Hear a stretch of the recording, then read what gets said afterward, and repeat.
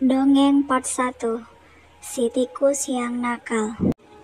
Di dalam hutan Kalimantan yang lebat, tinggallah keluarga tikus yang hidup dengan damai. Namun di antara mereka ada seorang tikus yang sangat nakal bernama Siti.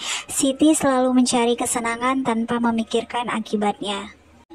Suatu hari, Siti bertemu dengan seekor kura-kura tua memegang tongkat di tepi sungai. Kura-kura tua itu dikenal sebagai kakek yang bijak dan sering memberi nasihat kepada para hewan di hutan. Hiduplah dengan bijaksana. Siti jangan hanya mencari kesenangan sesaat tanpa memikirkan akibatnya. Begitulah nasihat kura-kura tua itu pada Siti. Namun Siti hanya tertawa dan mengabaikannya. Hahaha, buat apa aku mendengarkanmu, dasar kura-kura tua. Dia terus bermain di sepanjang sungai tanpa peduli dengan nasihat yang diberikan si kura-kura tua.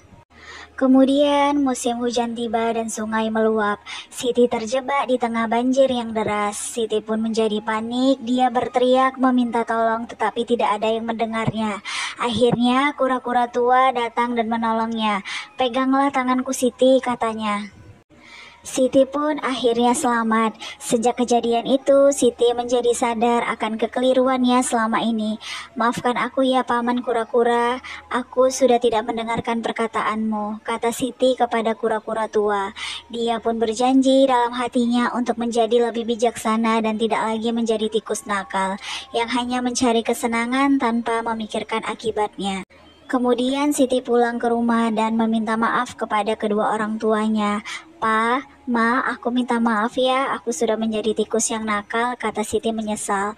Aku berjanji akan menjadi tikus yang lebih baik lagi. Kedua orang tuanya pun memaafkannya.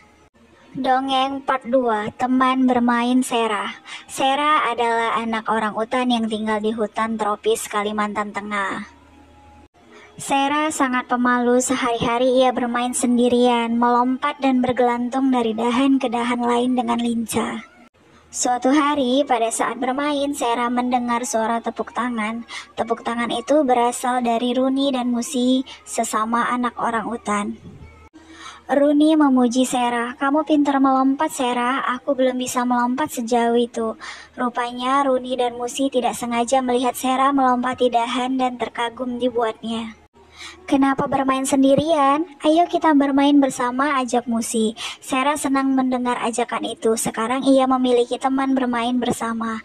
Sera mengajari Runi dan Musi cara melompat.